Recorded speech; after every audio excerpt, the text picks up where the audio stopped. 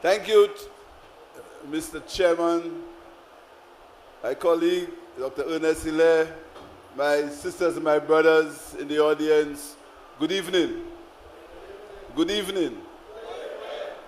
Let me, although today is the 21st, let me wish you a Happy New Year. It's a little late, right? But I still want to wish you a Happy New Year. I want to wish you all the best for 2020, for you and your family. And we hope that when we come here next year, we're going to be here with a different government. You're going to be here with a different parliamentary representative. You're going to be here. That's going to happen. But anyhow, tonight I want to tell you a little story. A little story. You know, you have your spouse, your partner, your girlfriend, your boyfriend, your husband, your wife.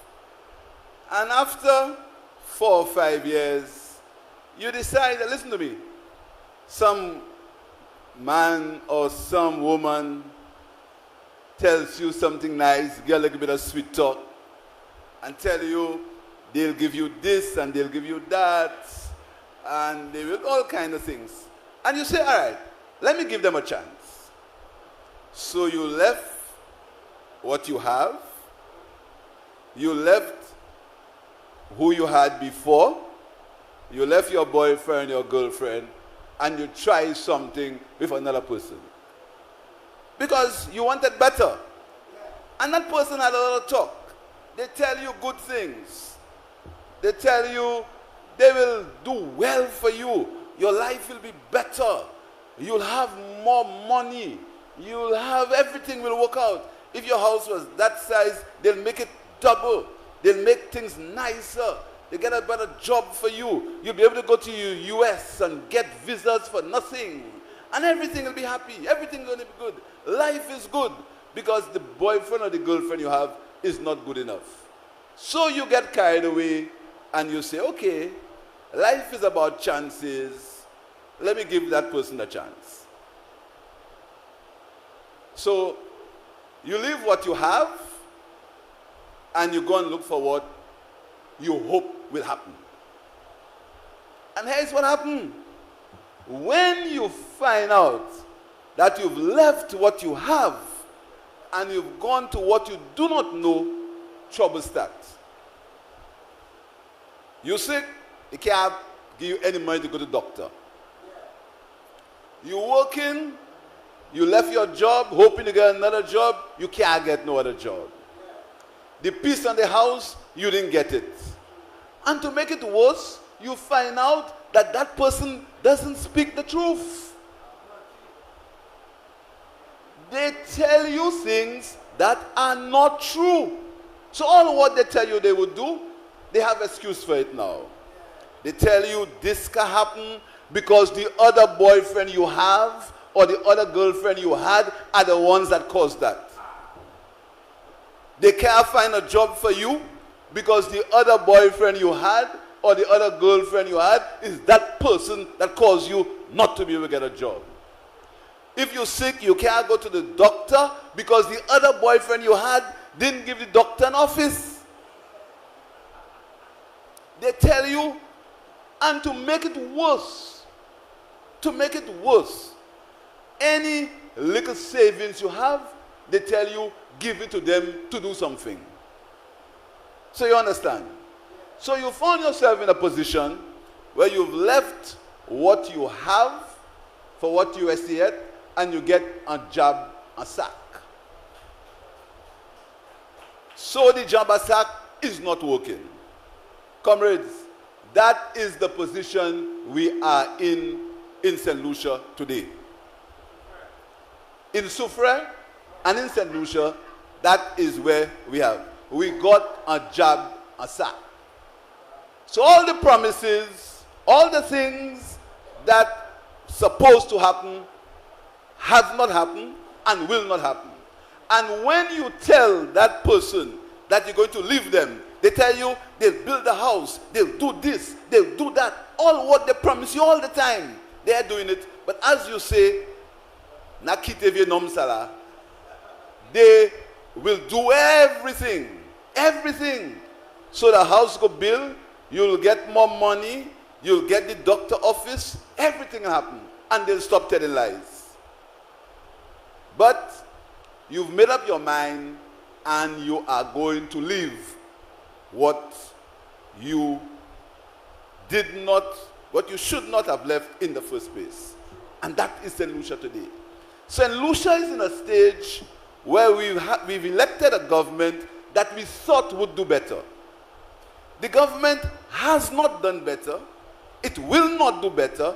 But because the time has come when you have to cast verdict on that government, they tell you what they did not do for 3.5 years, for 4 years, they'll do all of it in 1 year. And that is where we are today. So what kind of St. Lucia that the Labour Party wants you to have? What kind of St. Lucia are we saying to you, let the Labour Party continue to give you the St. Lucia that you want? A St. Lucia for yourself. A St. Lucia for the young people of St. Lucia. A St. Lucia where you will feel proud to be a St. Lucian. A St. Lucian where, not because you do not agree with what the government says, or a St. Lucia where, because you've expressed a contrary opinion, that you can't get a job. A St. Lucia where the Prime Minister will not go on the television and say, because you didn't shake his hand when he met you in public, he'll stop you from getting a job. That is not the St. Lucia that we want. We do not want a St. Lucia where you found two hospitals that were started 3.5 years, going on 4 years. You've left these buildings to get worse. For 3.5 years, we have said to you that if we did anything wrong in these 3 buildings, take us to justice. You have not done that. But you have allowed people to suffer for 3.5 years. And on the 4th year, you are trying. Everybody has said to you, things are not good. People are dying in the hospital. Doctors are complaining. Nurses are leaving. Medical personnel are under pressure. You remain for 3.5 years. You do nothing about it. And on the 4th year, because you believe that people have short memories, so you're going to try to rush it. What kind of St. Lucia is that? What kind of country are we living in? What kind of country where people's NIC funds that are sacred? And I want to tell you that I was not the one who said it. There is a document that says in 2050, if changes are not made to our NIC contributions, the NIC will run broke. And I want anyone to challenge me on that issue. And that is for the young people. Because in 2050, I'm going to be dead.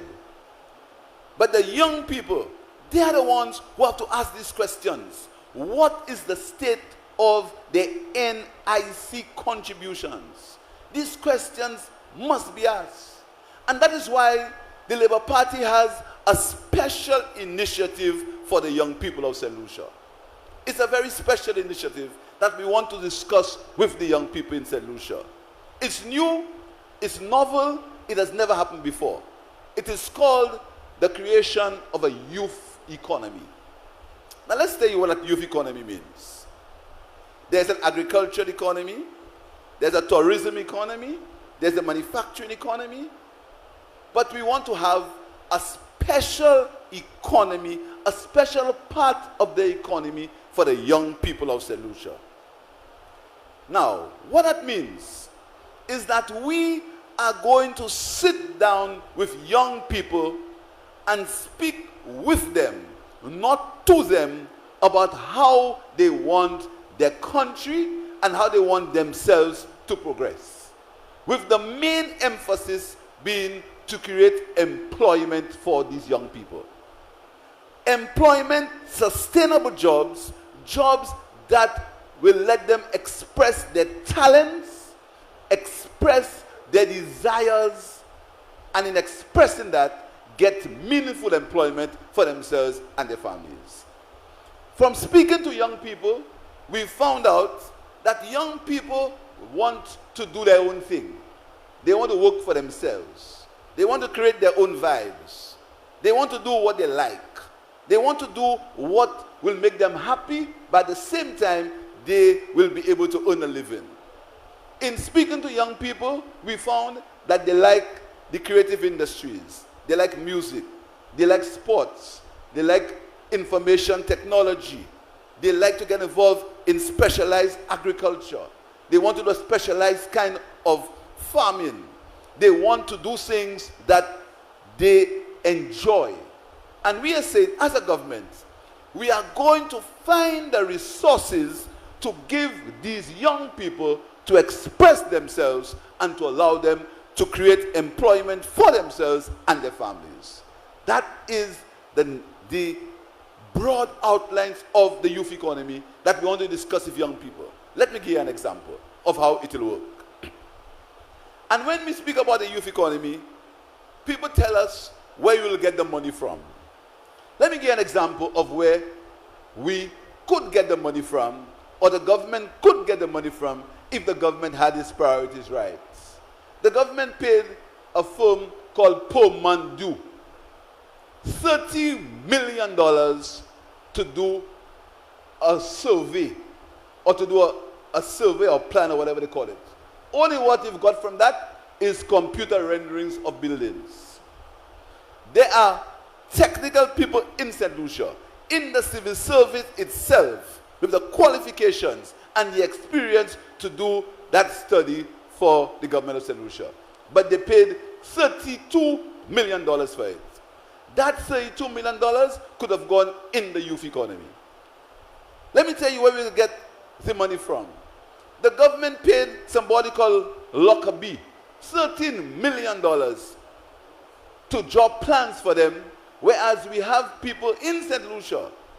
We have Crafton, who is one of the best curators in the world, who could prepare all these plans. We paid him $13 million. That is $45 million we could get for the youth economy. So I've told you right away, from two pieces of borrowing, where the government could get money for the youth economy. And when we tell young people that we are going to invest in them for the first time, not as an adjunct of a ministry, not as part of something else, not as part of SEDU or as part of the Ministry of Agriculture, for themselves, their own economy, their own sector where they can create sustainable employment. And it's something we've done before. You may recall, when we got into government in 2001, after 2001, the National Development Corporation, that is in West St. Lucia, they gave grants to musicians to buy equipment, engineering equipment, so they could record their own songs.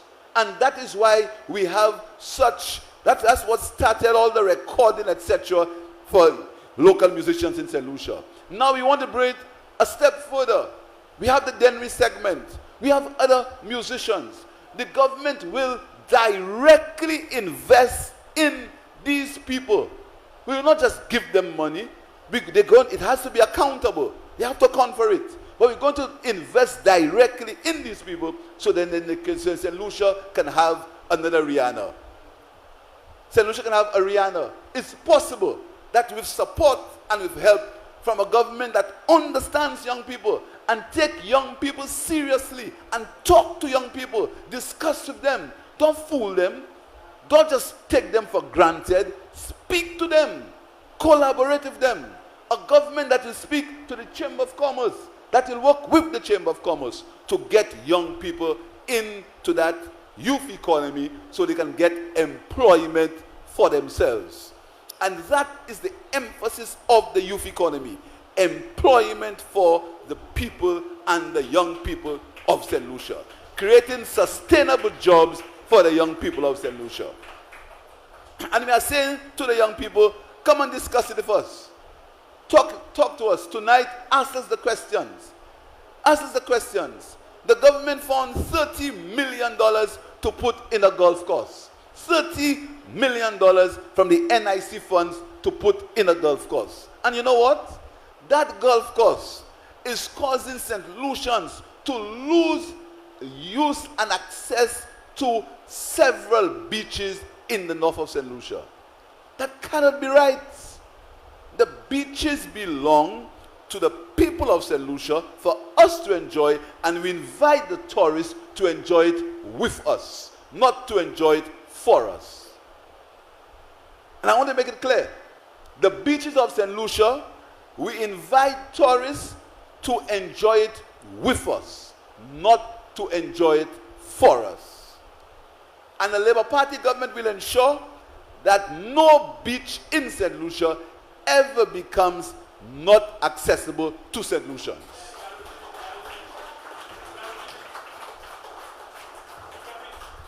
It was Gabi who said, Jab Beach is mine, I can bathe there anytime. And this is where we are coming from. We want investment. And he's talking about investment and tourism. I was the Minister of Tourism that created the most hotel investment in St. Lucia over the last 20 years.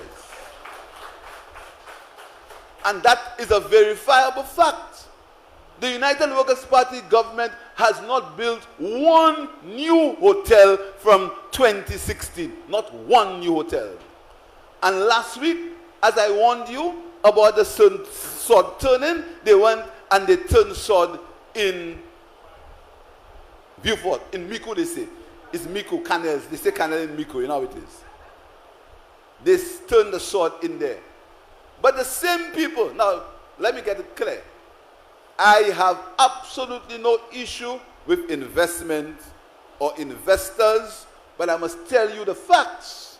And these are the facts.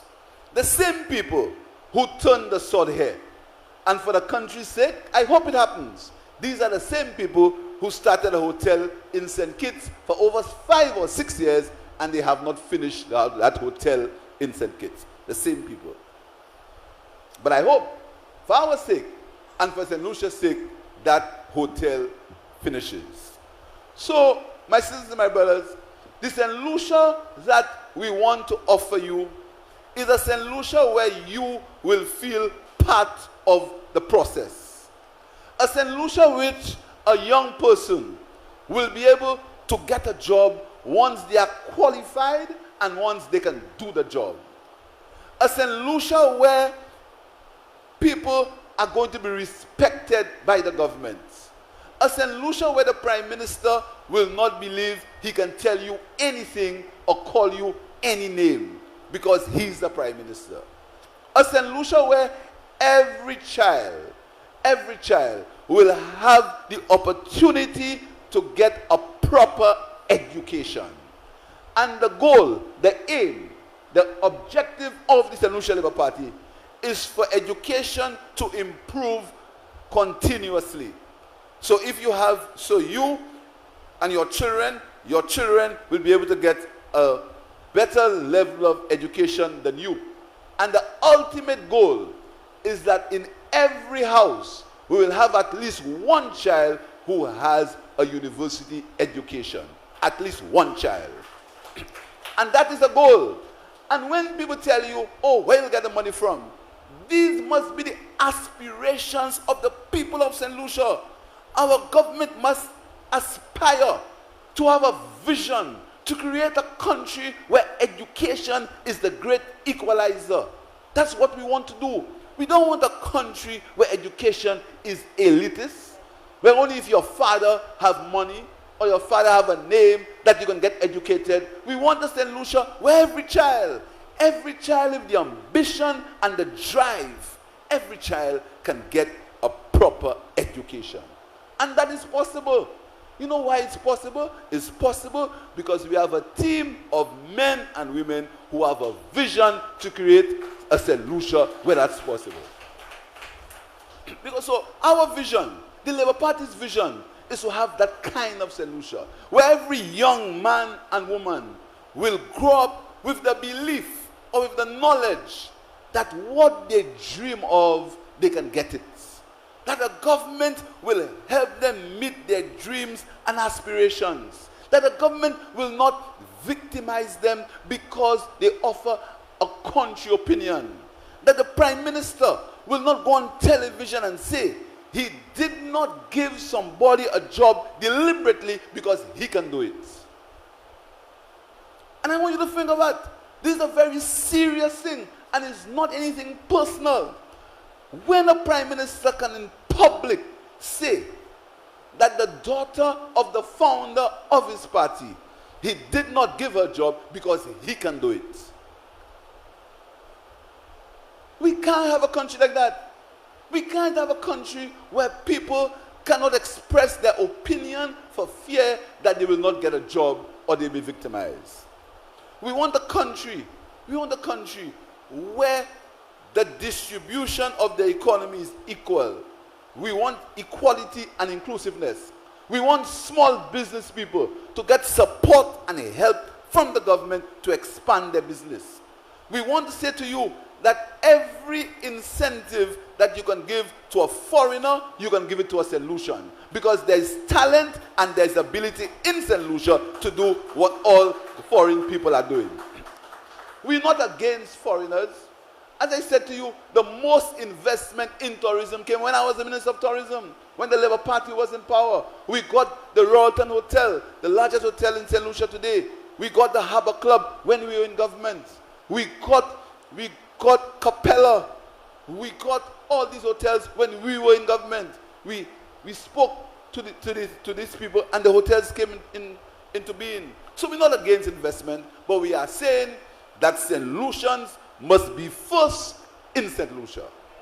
St. Lucians need to have the first priority in St. Lucia. And that is the country that we want for St. Lucia and for the young people of St. Lucia. That's what we want. And don't tell me that we cannot do it. Of course we can do it. We have examples in our party of people who have made and who have taken the opportunity and made men and women of themselves. I want to tell you tonight, and I know they do not want me to say that, 2 of our parliamentarians, whilst they are in parliament, achieved master's degrees in the form of our chairman, Brother Moses Jabatis and Sean Edwards. Give them a round of applause, please. And these are the aspirations. That's what we aspire. So everybody in the 6 people in the parliament, all of them have master's degrees, and some of them PhDs. And that's not what we think must happen, but I'm showing to you, I'm telling you, that that is what we want for all the young people in St. Lucia. That's what we want them to aspire to reach the higher heights. Education is not for only people who have money or people who have name. Education is for everyone. Education is the great equalizer. So my brothers and my sisters, tonight, as I said to you, we're not going to talk to you much. We want you to talk to us. We want you to tell us how you feel. We have told you what we want for you. We want you to live in a country where you are included in the decision-making process. We want a country where we can talk to you, where you can talk to us, where you can tell us how you feel. We want a country where young people cannot feel frustrated because they believe that the system is against them. We want a country where young people will have an opportunity, and we'll offer them that opportunity through our youth economy. We want a country that will aspire to have athletes like Usain Bolt. We want a country where Miss Alfred will have government support so that she can become a world-renowned athlete. That's the country we want. We want a country where Melius, Kamani Melius, the young cricketer, will have direct government support with the talent that he has so he can become the next Brian Lara of the region. That is the country we want. And the government of the Labour Party is pledging that help to all the young people. And it's not only because you are Labour or UWP. What we want to do, we want to encourage young people with talent, young people with discipline, young people who want to work hard. We want to offer them the opportunity. So the youth economy is something new. It has never happened before, and you hear them come and tell you, how are we going to do that? They'll tell you how we're going to do that. You know how we'll do it? We'll do it by sitting down and talking with you, collaborating with you to improve your position. Because every young person wants a better life. Every young person wants to do better. Every young athlete wants to become a Usain Bolt. Or they may not become, but everyone wants to. Everybody has their aspirations. And this Labour Party will help you with these aspirations, will give you a sense of belonging, a sense of being St. Lucian, a sense of pride in your country, a sense that this country is working for you so you can reach the higher heights of the economy of St. Lucia. And that is what we want to offer you. So we want you to talk to us. We're happy to see many young people in the crowd tonight. We want you to talk to us. Tell us how you feel. Tell us what you like and what you do not like. We don't want a country where you are afraid to speak to your leaders. A country where you are afraid that the Prime Minister may go on the radio and say he's not giving you a job.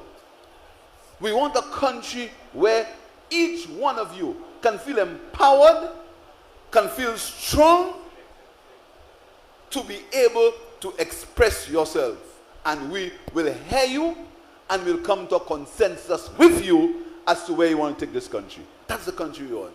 A country where St. Lucians come first in St. Lucia. A country that welcomes foreign investors, but a country where a small businessman, somebody with a tray, will be helped, will be assisted so that they can come from a tray to something else. That is what we want. And I'm going to tell you something. The Labour Party has a whole policy towards small and micro businesses, which we are going to unfold as time goes on. We are going to have policies that will encourage small business, micro business to get small, small to medium, and sometimes even large. That is what we want. We want a country where people in the tourism industry will not... I'll tell you something. They talk about increased record tourism numbers. But every year, I was Minister of Tourism, we had a record. Every year we had a record. Because every year, more tourists came than the last year. So that's a record. Right or wrong? So if you have more people next year, that means you have a record. Because every year, more people come. But in that record, I want to ask the hotel workers, are they feeling that? Are the vendors feeling that? Are the taxi drivers feeling that? Are the people with the small boats feeling that? Or one set of people have all the boats and all the vehicles and carry all the tourists? And this is a question we want to ask you. So we want to make that tourism industry, you as St. Lucians, we want to give you a bigger stake in that industry. But we believe that the tourism industry can help St. Lucia, but we want to do it differently. We want to give you more say in it. So my sisters and my brothers, you've listened to me. I want you now to ask us questions. Dr. Hiller is here. I know you want to ask him about the CIP and about these things. And our chairman is there. So I want to thank you for listening. I want to tell you, I want you to think big. Think big. Young people, don't think that you must remain at a level. Think big. Think big. If you are a cricketer, think one day you can be a Brian Lara. If you are a sportsman, think one day you can be a Usain Bolt. If you are a musician, think one day you can be a Rihanna or Bob Marley. We have the talent in St. Lucia. What you need is a government to help you and to nurture that talent. I thank you very much.